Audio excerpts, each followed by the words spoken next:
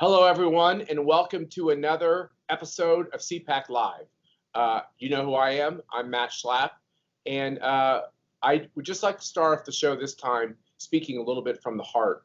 We are in very troublesome times in this country. Some of you might have heard or read that there is an angry mob out there, and the angry mob is aimed at statues and buildings, but the angry mob is also aimed at destroying people and destroying good people. How do we know that? Well, so much of their ire is aimed at Donald Trump, a president I think is literally preventing this country from collapsing and going into a radicalized abyss. But the angry mob is going to go after people who stand up for President Trump's policies. And certainly my wife and I have felt the sting of harsh rhetoric and terrible, obnoxious charges and the attempt to destroy every aspect of our lives. And I want you all to know that it's painful, but what I care more about is what you think of me. I care more about that I'm doing what I say I should do, and I'm being the kind of person I believe God wants me to be.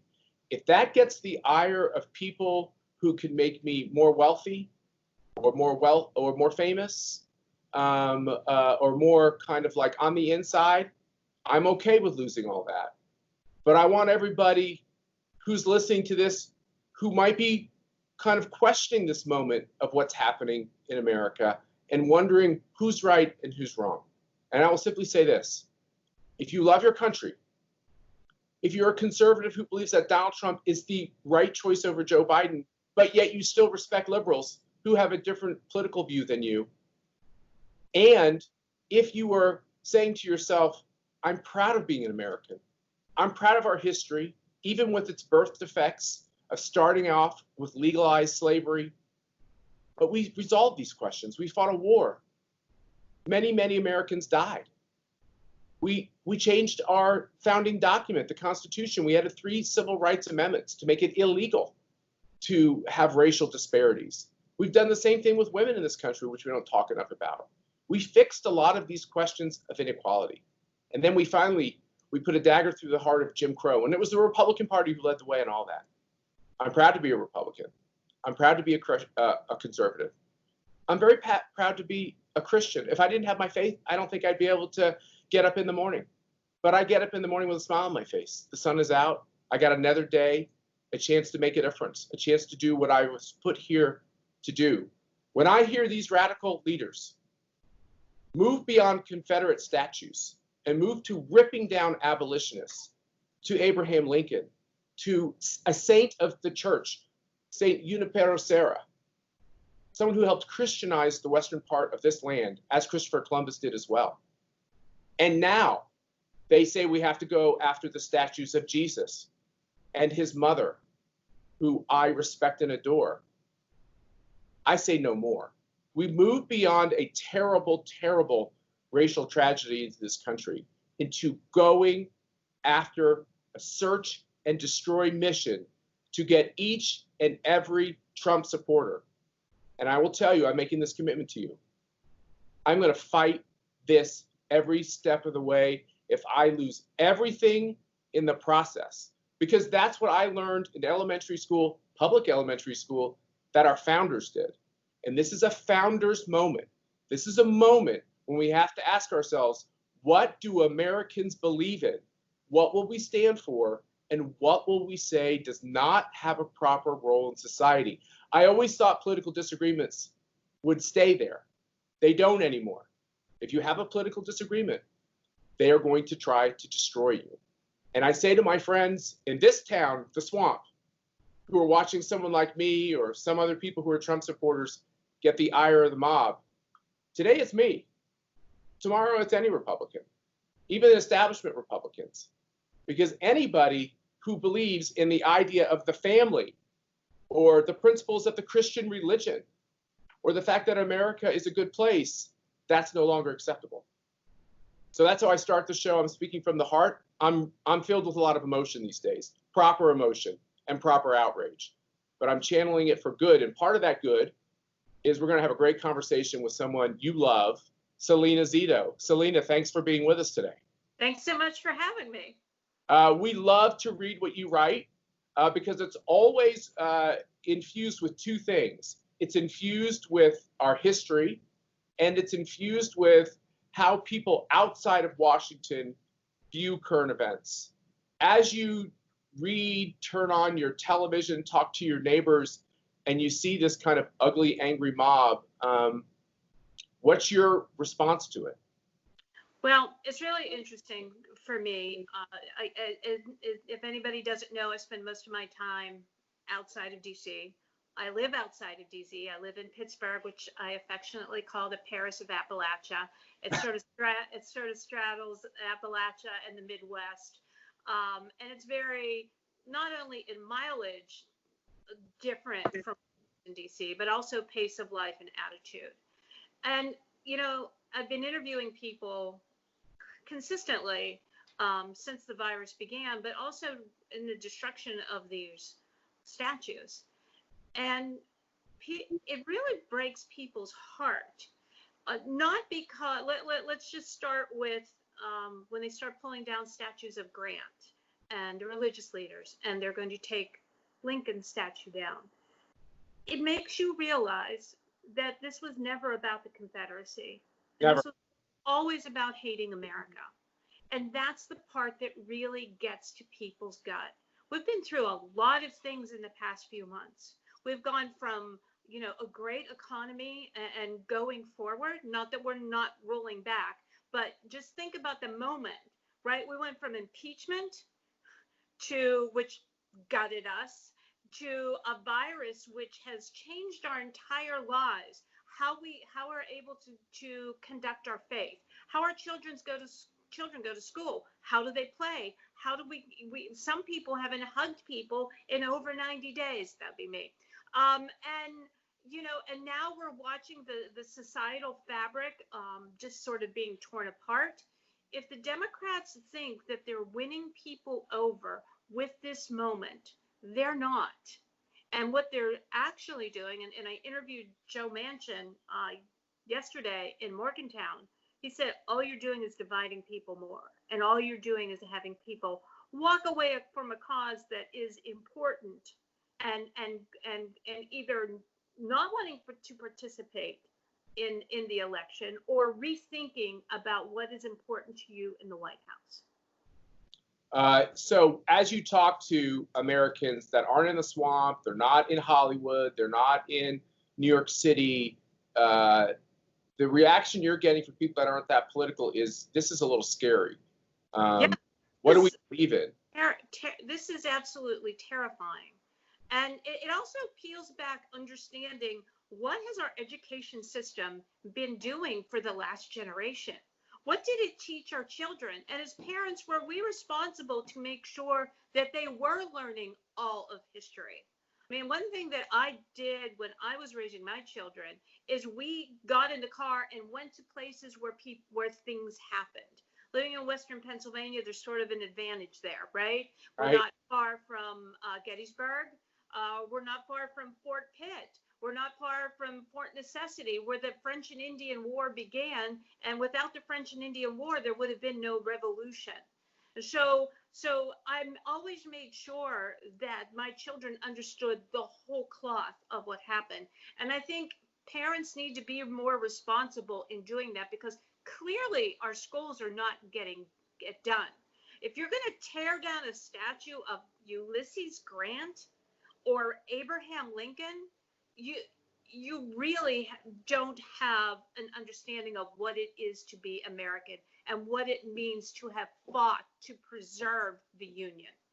Yeah, and specifically when I see these saints, Saint Junipero Serra being ripped down, because basically the statement that makes, and it's not one statue, it's many statues.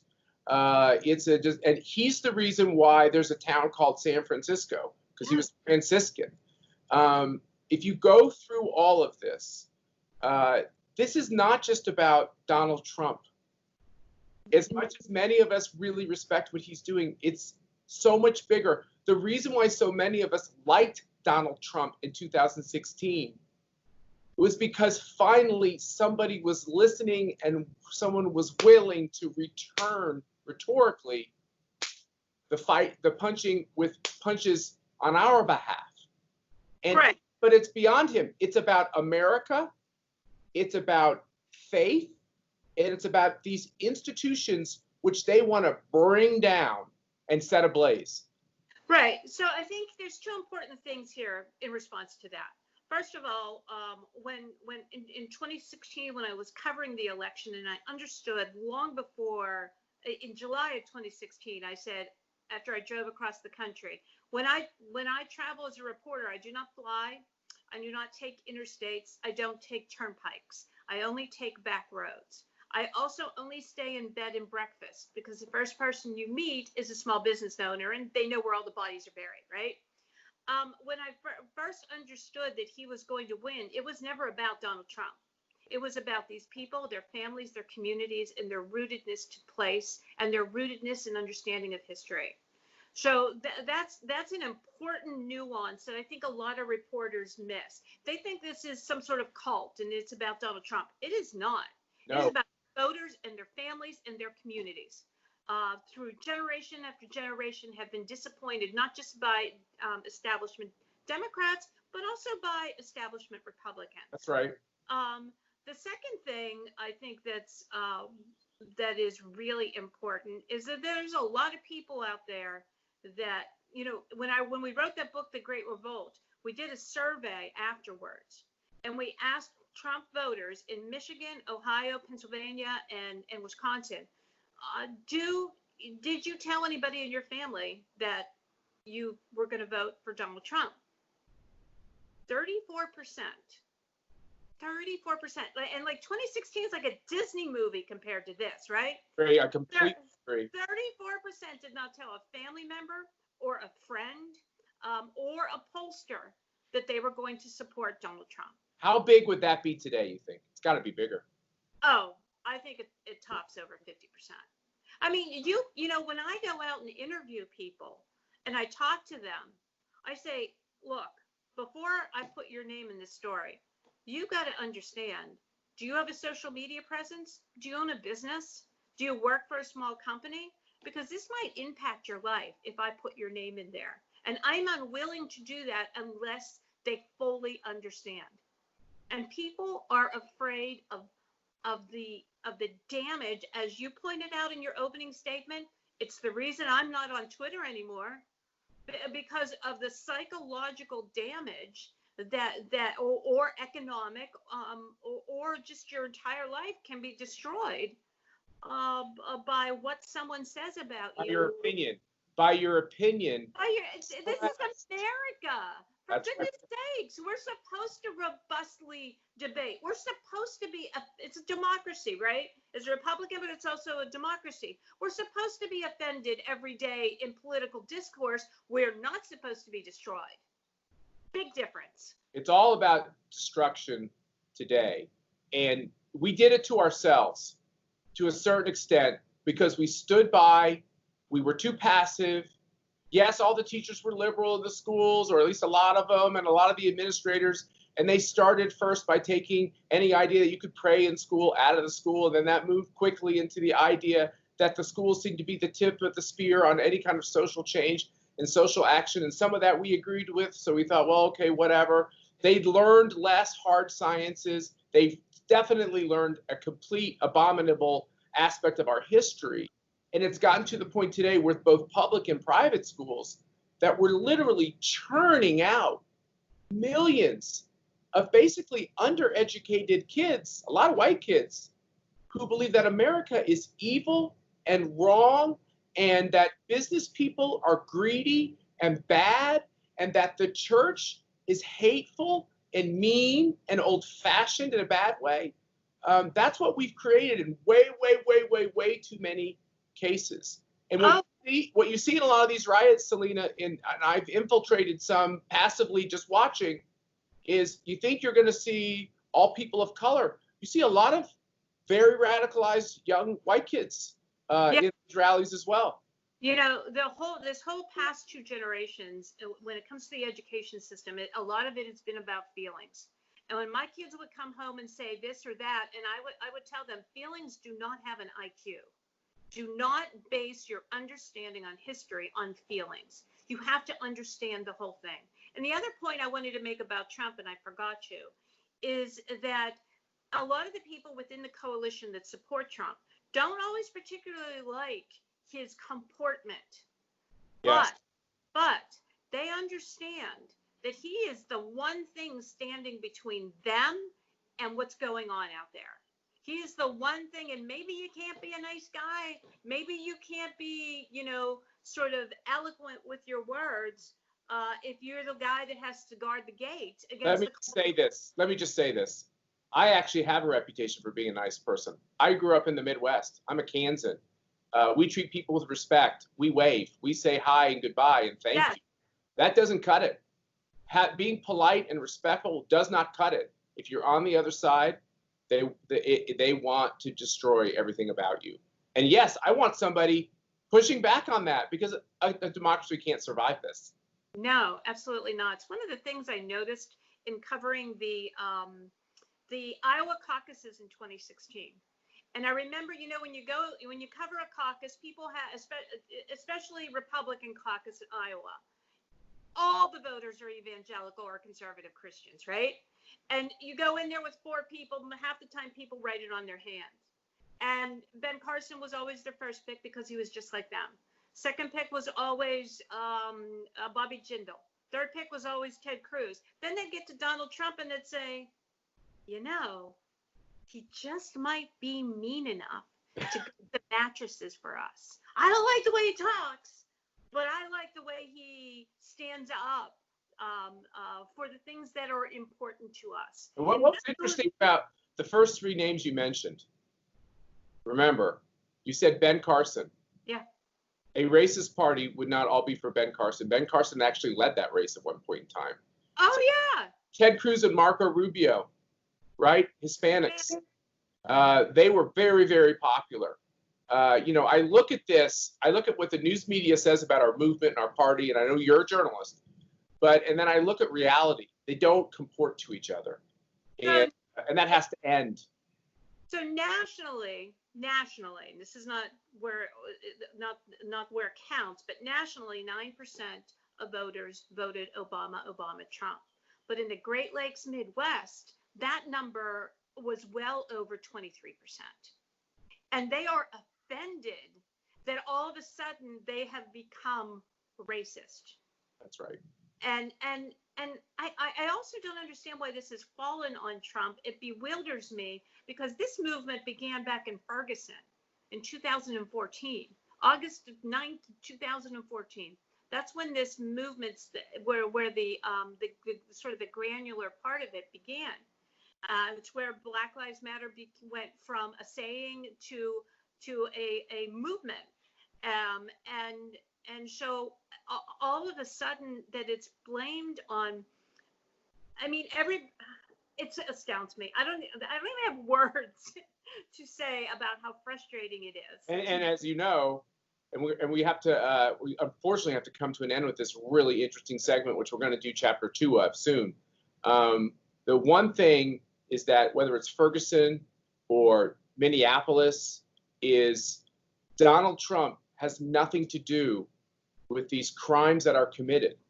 He had nothing to do with what I consider to be the murder of George Floyd. Nothing to do with it. Minneapolis is run by left-wing Democrat socialists. The state is run by left-wing Democrat socialists. Amy Klobuchar, who's as left can be for a Democrat, used to be the attorney general. But yet they insert us in their mistakes, which has created this chaos.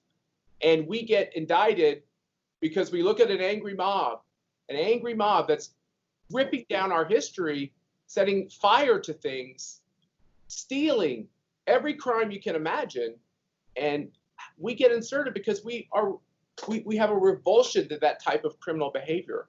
And so that's why I want to end this interview how I started the show. I urge you all, put your flag out. Pray for America. This is a critical time. And for Salena Zito, the pen that you use to write the words, it's more important than what the kids are learning in school because they're not learning it. They got to learn from people like you. So I just want to encourage you. I love your little kitchen behind you. Don't spend too much time in it, because we need you to spend a lot more time in front of your computer and get in those bed and breakfasts and tell the stories of the Americans who are out there in the middle of the country and everywhere else who love this country and every day are making it a better place to live because of who they are and what they do. So keep doing that, okay, Salena? Yeah, thank you so much. I'm always on the road. I think I have almost 200,000 on my Jeep Cherokee. That's awesome. And the website is on the screen. Everyone go to the website, read everything this wonderful woman writes. Thank you, Salena, for being with us. We're going to now show you a brief clip to a great CPAC we had in Minnesota on September 11th. And the event was called Some People Did Something. Here's a great clip from Minneapolis. A happier time. With the next generation, with millennials, sometimes who may not have lived through 9/11 the same way we did. And when you have progressives trying to scrub what it meant, what do we do? And Cotton had tough words. He says, well, that's on you guys. It's on the people that did live through it to make sure that the next generation understood what we went through and what it all meant. What would you say to the young people of today about what 9/11 meant? I have an excellent message for that. During my career, my life, I'm 49 years old, I responded to the 93 World Trade Center bombing as a rookie police officer in Manhattan. I was working in Manhattan that morning when that bomb went off. I responded to 9/11 and worked there for almost a year after, sifting through the rubble as a detective. After I retired due to line of duty injuries and moved to rural Pennsylvania and became a director of public safety there, I ended up directly dealing with the Fort Dix terror plot guys who were practicing in my community with paintball guns to attack Fort Dix. 3 terrorist attacks, 2 successful, 1 in the end stages of planning that I've personally dealt with. If they don't step up to the plate, we will live another 9/11. That's as most direct as I could put it. And those are the facts. It's not like they're going away not planning these things. That's a great clip and fond memories of having CPAC Minnesota in Minneapolis during much happier and more tranquil times. We're now joined by somebody who joined us at that CPAC, Jason Lewis, who was a member of Congress and is now the stalwart for the Republican Party to beat a very lefty Democrat incumbent. And we hope he will be a future senator and will be a senator very soon. Jason, thanks for being with us. Matt, always great to be with CPAC. I not only attended in Minneapolis and Washington, D.C. as a member of Congress, and many years before that, every year on Radio Row when I was in broadcasting. So it's always great to be with you guys. So on broadcasting, you talked about a lot of things you feared in the country, and now we're seeing them come to light on our streets. You live in Minnesota. What is going on in Minnesota? What's the consequences of everything that happened ever since the death of George Floyd, which I think we all, when we look at that video, it's a terrible thing to see. Well, the consequences are the whole injustice, and we all wanted justice for Mr. Floyd, but the whole movement's been hijacked now by, frankly, violent, profane, and illiterate vandals. And we're at an inflection point in Minnesota, much like a microcosm of the country, whereas Hennepin and Ramsey, that's Minneapolis and St. Paul, become so radically blue that it's turning the rest of the state amazingly red. So I will win the 1st. I will win the 8th district with all the union miners up there who just want to earn a living. We'll outperform in the 7th and the 6th. So it's really not unlike Pennsylvania, where the president underperformed a little bit compared to Romney in 2016, but won the state where Romney didn't. And that's why Minnesota's at the epicenter of things bad, as we spoke about, but really at the epicenter of this 2020 race. And we're going to win this race because the outstate votes are many more than people think. Romney won the 85 counties outside of the metro by 56,000. Trump won them by 291,000. There are many more of those voters coming our way now because of this chaos. So you don't see the Democratic Party looking at this and saying, oh my gosh, we have to step back from this. We have to become a little more centrist. What you actually see is a Democratic Party that's almost like in a death contract with these radicals to take the party even further to the left, which is presenting a great opportunity for people that love this country and want to stand up for its institutions. That's exactly right. We held a press conference at the 3rd Precinct. This is the famous precinct in South Minneapolis that was abandoned by the mayor and Governor Walz. And literally, we said, look, I authored juvenile justice reform when I was in Congress, and it was signed into law by the president. I backed the Scott bill. But the DFL reaction was the Democrat Farm Labor Party. Today, it's without the farm and the labor. But the Democrat Farm Labor Party reaction was, oh, Lewis denounces police reform. They are all in on Antifa and this violent uprising. And the difference between 1968 and now, Matt, is in 1968, most Americans and even Democrats realized the SDS and the Weather Underground didn't speak for America. Now that's the Democrat base. And I don't care whether it's Ilhan Omar or Ocasio-Cortez or Tina Smith, my opponent, they are leaning into this. And it is driving the suburbs away, and it's driving greater Minnesota away. Well, I'm sorry to hear that, because I think it's a tragedy, but I'm also somebody that's looking for opportunity, and it gives someone like you, a sane person, a great opportunity to say to the voters of Minnesota, Ilhan Omar is not the personification of the state. No, that's quite right. I mean, again, these urban cores are very liberal. Betty McCollum in St. Paul, Ilhan Omar in Minneapolis, and they're going to win again and again and again. But they have hijacked the Democrat Party, to your point, and they've got nowhere to go. Look, public order and the rule of law is the first object of government. Right. That's why you have it. And so if you're going to abandon that, and by the way, as an aside, take away your Second Amendment rights, Minnesotans are going, what good are you folks? And that's really where we're at now. They think it's a privilege to call the police. It's not a privilege. It is a right to call the police. If you don't call the police, who are you going to call? Dr. Phil? And that's really what they're telling Minnesotans, and Minnesotans aren't buying it. So, it's the only silver lining coming out of this chaos. It's really a tragedy for our state. Now, give us another look into the state of this, almost like the psychological state of law enforcement, cops. How do they do their job? They don't. I married into a police family. I tell people I didn't know much about cops until I married one. My wife was on the St. Paul PD for 7 years. Her dad, 28 years. And I talked to them again at our press conference on Monday, and they are just destitute. If nobody has their back, they are not going to police. And if they don't, there will be afraid to arrest. You're going to have more resistance on arrest because now these people feel emboldened because the authorities have backed down in Minnesota. Governor Walz called it a denial to engage, I think was his euphemism. Can you imagine such a thing? Mayor Daley is spinning in his grave in Chicago. I mean, this is nuts. And so we've got an existential crisis, to use that overused term, but this really is existential. If we don't get a handle on this, and now it's spread. And that's the tragedy of Minnesota. We're not exporting Paul Bunyan anymore. We exported this chaos. Once they saw that they could overtake a city of Minneapolis and it spread into St. Paul that week, the rest of the country and Antifa and the vandals realized we can go anywhere. So now we've got new countries in Seattle, Washington, D.C., day in, day out. Something's got to be done. And let me be blunt with you. The only way, quite frankly, Republicans lose this issue, conservatives lose this issue, if something isn't done.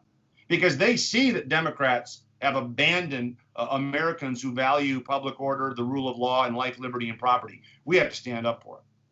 And what do you think about this new chilling call to desecrate churches, to take down statues of Jesus, Mary, St. Joseph, the knocking down of saints of the church? I don't quite know how to handle this. I know I want to stop it.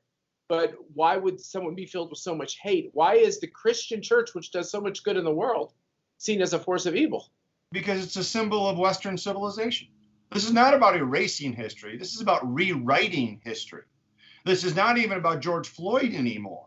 It's about the critical legal studies movement in every university. That's what it's about. That's where it started. That's where it was hatched. And it's a Marxist movement that is dedicated to overturning the values of Western civilization and our constitutional republic. Life and liberty and property, all of those things are on the chopping block. So naturally, churches, sadly, many of whom have forsaken God for liberation theology, are not going to be spared just because they fed the crocodile the most. They're coming after those. They're coming after corporate America, which has behaved shamefully in some of this stuff by paying ransom. All of our institutions are under the gun, and they are running for their lives because these people cannot be satisfied. Hey, Jason, I'm not going to run. Yeah, me either. Are you going to run? I'm not going to run. Well, I'm running for the Senate, but I'm not running from this mob. So you're running to the Senate because I believe that this is one of these races that a lot of people who don't live in Minnesota and stuff might not be focusing on. But I actually think you have excellent chance of winning, which is why we have you on the show. And quite honestly, it's why we invited you to CPAC. And I think your voice is awfully important. Here's the problem. Nancy Pelosi might still have the gavel. By the way, I think it's in jeopardy. I'm just telling you. I said it after impeachment. I'm going to reiterate it now. It's a story that all the political reporters say there's no chance she loses that gavel. I actually see some opportunities here. But let's say she has that gavel. The likelihood of them impeaching Trump again, if he's reelected, I think is very high. We need you in the Senate because they're not going to stop. This is the latest tactic to destroy America and to take out Trump. Do you agree with me? They'll go right back and try to impeach him again and try to push him out of office. I don't think so. If Republicans get close or obviously overtake the House once again. But your point is really good. The Senate is the last firewall. We cannot lose the Senate. And the good news in Minnesota is the president only lost by 44,000 votes in 2016 with nobody on the ground. Guess what? He's got 25 people on the ground now. We're ramping up to 65. He's going to throw $10 million in this race. He wants to come here 3, 4, 5 times.